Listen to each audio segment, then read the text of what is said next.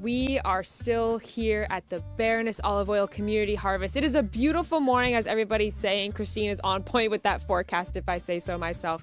And you saw us earlier, and we were picking the olives off the tree. We saw all the volunteers up there. But now we're learning how we sort the olives and what we're looking for, before they go through the olive oil making process, if you will. So Barbara is here, and we've got this contraption that she's going to describe, because she told me what it is, but I don't remember. And she's going to tell us what she's looking for in terms of sorting, and then we're going to see a little demonstration. So Barbara, I know you've got some things in your hand that you picked out that you don't want to be involved, so tell me what you look for. Well, some of these things like twigs, mummy olives that were left over from last year, we want them off the tree. Even a bug there, some of the pits of the olives, the squished olives, and the leaves. So as the olives are coming down from this moo machine, it's material other than olives, they all get blown out the back. And the olives are heavy. They roll down here and they go into this macro bin, and this is what we turn into the olive mill to turn into olive oil. So we can turn this on and give you a little demonstration. Oh, don't mind if I do. Let's just see a little demonstration.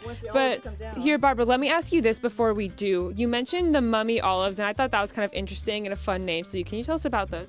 Well, they're leftover olives from last year's harvest that did not get picked, and so they'll stay on the tree or fall to the ground, but a lot of them will stay on, and they start drying up, and they're called mummies. Yes.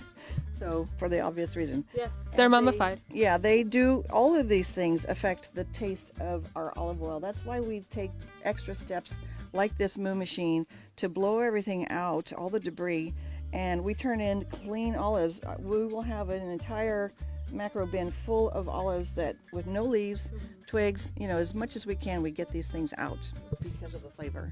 Absolutely. And this is just one bin, guys. There are what looks to be like 20, 50, maybe even 100 bins scattered all over the property, and they're all going to be full of olives. And now we're going to see a little demonstration. So Barbara, if you want to turn this on. Here we go. Here we go. Yeah.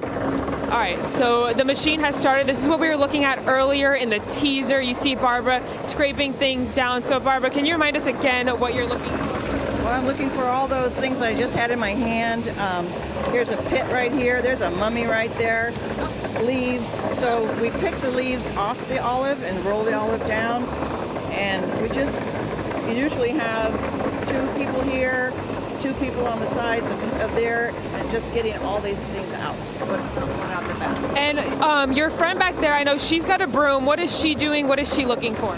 Okay, well, Dave up top, he's dropping the olives down the hopper, and she's scooting the olives forward to me because they sometimes get stuck up there and don't roll down, so like here. And so we just push them on down, use the broom so she has a long arm. This is a phenomenal process. This is a phenomenal event. It's beautiful. The grounds are beautiful. Everyone, if you still want to come out and volunteer, you can check out Baroness Olive Oil on Facebook, and you can get all the information you need and come out and spend your mornings out here because it is absolutely stunning, guys.